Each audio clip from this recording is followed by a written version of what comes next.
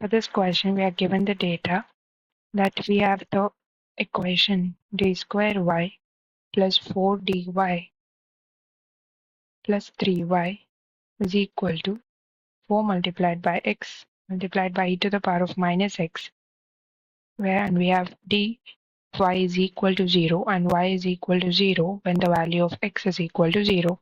So we'll have to find the solution for this equation.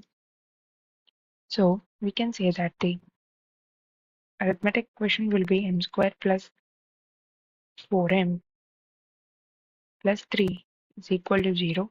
So from this we have by factorization m square plus 3m plus m plus 3 is equal to 0, and this implies that m multiplied by m plus 3 plus 1 multiplied by m plus 3. So this is equal to 0. So we have the value of m being either equal to minus 1,